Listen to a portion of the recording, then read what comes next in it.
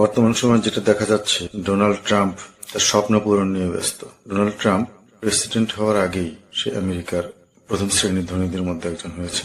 স্বপ্ন তার পূরণ হয়েছে। পরে সে চিন্তা করলো যে আমার একজন ওয়াইফ দরকার যে অনেক সুন্দরী হবে।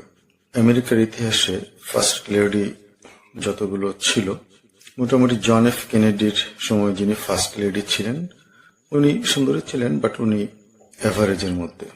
হিলারি ক্লিন্টন সুন্দরী ছিলেন, বাট অ্যাভারেজের মধ্যে। বাট বর্তমান সময়ের ফার্স্ট লেডি মেলানিনা ট্রাম্প, উনি হচ্ছে অ্যাভারেজের চেয়ে একটু বেশি সুন্দরী। কারণ হচ্ছে উনি মডেল ছিলেন, উনি যুগোস্লেভিয়ার মডেলও ছিলেন, আমেরিকার মডেলও ছিলেন। সেই হিসাবে ডোনাল্ড ট্রাম্প ওইদিকেও সফল। তারপরে তার ইচ্ছে হলো সে আমেরিকার প্রেসিডেন্ট হবে। একবার না দুইবার হয়েছে। এবার তার ইচ্ছা নোবেল পুরস্কার জিতবেন, তাহলে তিনি ইতিহাসে একজন সম্মানী ব্যক্তি হিসেবে লিপিবদ্ধ থাকবেন। নোবেল পুরস্কার জিততে হলে কি করতে হবে?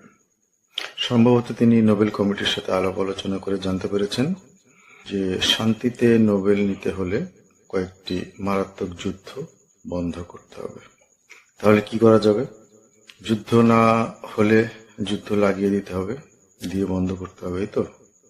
দেখেন, উনি এবার দ্বিতীয় মেয়াদে প্রেসিডেন্ট হওয়ার পর উনি প্রথমে মে মাসের দিকে ইন্ডিয়া আর পাকিস্তানের ভিতরে যুদ্ধ বাঁধিয়ে দিলেন, দিয়ে কিছুদিন পরে যুদ্ধটা থামিয়ে দিলেন। তারপরে নেতানিয়াহুকে দিয়ে ইরানের সাথে যুদ্ধ বাঁধালেন, বাঁধিয়ে আবার সেটা থামিয়ে দিলেন। 10, 15, 20 হাজার মানুষ মরলো, ওটা কোনো ব্যাপার না, শান্তিতে নোবেল নিতে হবে। ফিলিস্তিন আর ইসরায়েলের মধ্যে যুদ্ধ থামাবেন, ওটার হিসাব আলাদা। এর মাঝে তিনি থাইল্যান্ড এবং কম্বোডিয়ার মধ্যেও যুদ্ধ বাঁধিয়েছিলেন, ওটাও থামিয়ে দিয়েছেন।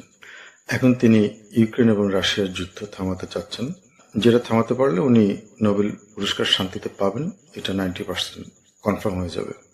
এই জন্য তিনি রাশিয়া এবং ইউক্রেনের মধ্যে যুদ্ধ থামানোর জন্য বিভিন্ন ধরনের প্রচেষ্টা চালাচ্ছেন। শেষ পর্যন্ত সরাসরি পুতিনের সাথে বসলেন, ইউক্রেনের কিছু ভূখণ্ড পুতিনকে অফার দিলেন। মোটামুটি যেভাবে হোক যুদ্ধটা বন্ধ করে উনি নোবেল পুরস্কার জিতবেন শান্তিতে। তারপরে যুদ্ধ বাঁধলো কি শান্তি হলো কি অশান্তি হলো, এটা তার বিষয় না। দেখা যাক কি হয়।